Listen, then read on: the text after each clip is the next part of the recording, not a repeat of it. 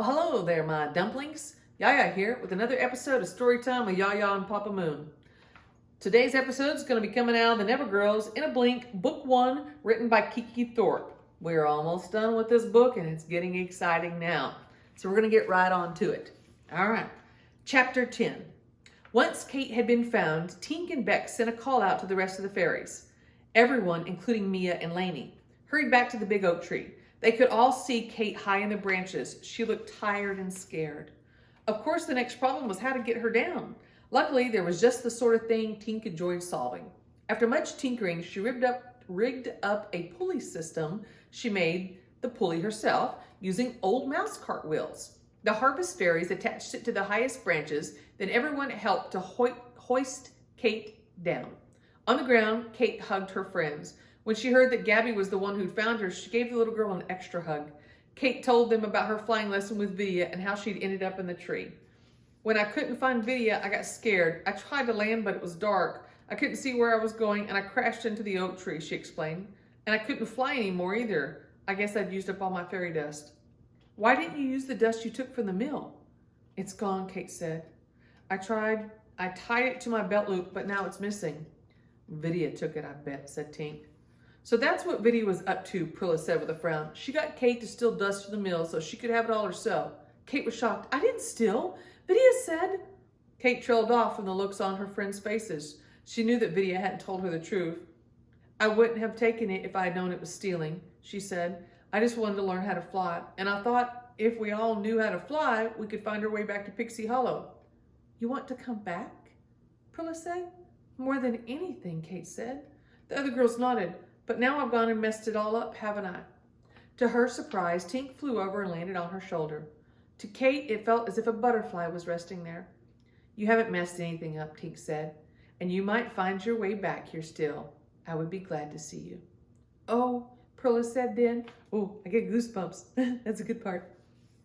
Oh, Prilla said then, look how late it's getting. If we don't go now, we may miss our chance to get you to the mainland. The sun was low in the sky, and it was time for the girls to go home to the fairy circle and then home. Before they could leave, though, they had to say goodbye to Queen Clarion. They found her waiting for them at the fairy circle. She was perched on the snow-white toadstool, looking as queenly as ever. One by one, the girls said their goodbyes. Kate stepped forward last. I'm sorry I lost all your fairy dust, she said to the queen. We'll get it back. Most of it, anyway, Queen Clarion replied. Vidya will return eventually. Pixie Hollow is her home. No fairy can stay away for long. That made Kate feel a little better. There were many other things she wanted to say about how much she loved Pixie Hollow and Havendash Stream and the orchard and the willow room and all the fairies she met. Instead, she said, thanks for being so nice to us. The queen smiled and said, you're always welcome at Pixie Hollow. She held out her tiny hand. Ever so gently, Kate grasped it between her thumb and forefinger, and she shook it. Kate stepped into the center of the fairy circle where her friends and Prilla were waiting. Rain was there with her funny little pinwheel. The tide is forwarding.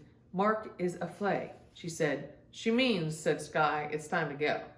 The girls joined their hands. Prilla landed on Gabby's upturned palm. They were all together just as they had been when they arrived in Neverland. Bye-bye, fairies, Gabby shouted. The other girls joined in her. Goodbye, goodbye. Fly safely, the queen and Terrence waved. Tink just reached for her bangs. Not because she was annoyed this time, but because she wanted to hide her misty eyes. Oh, she was tearing up a little bit because she was going to miss them. Then Prilla blinked, and the world blinked too. But when the girls opened their eyes, nothing had changed. They were still standing in the fairy circle. It didn't work, Kate murmured. What? Rain frowned and shook her pinwheel. Then she said a lot of jingly things the girls couldn't understand. She means, said Sky, looking embarrassed, that we may have made an error or two.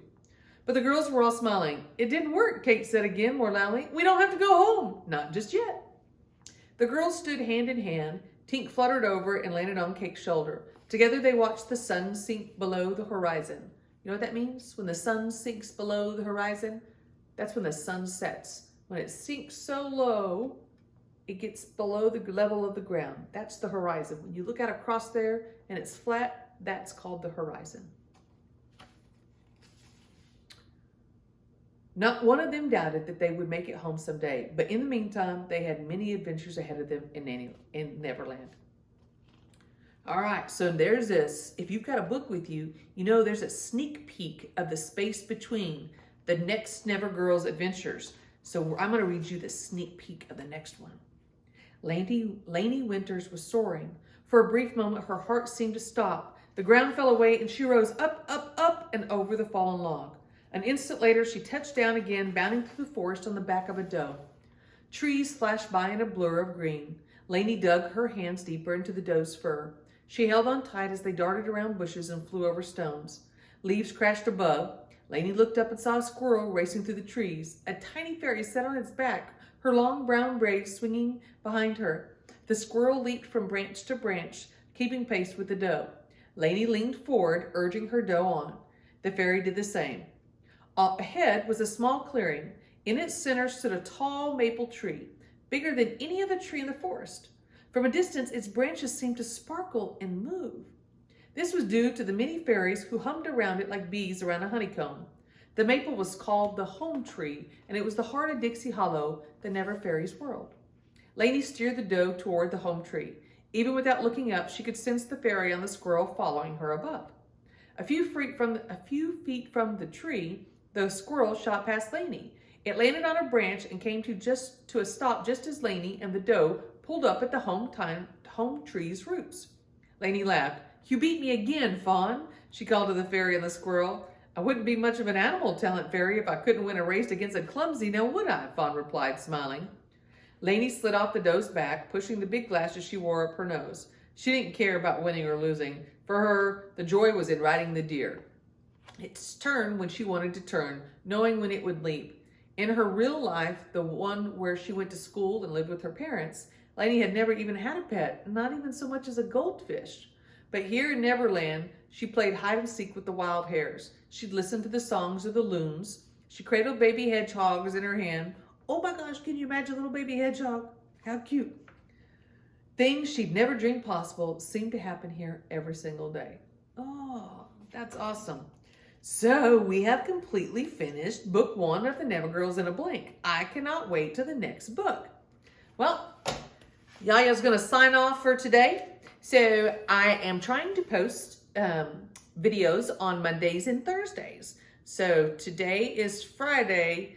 I'm a little late, so I'll post this one today.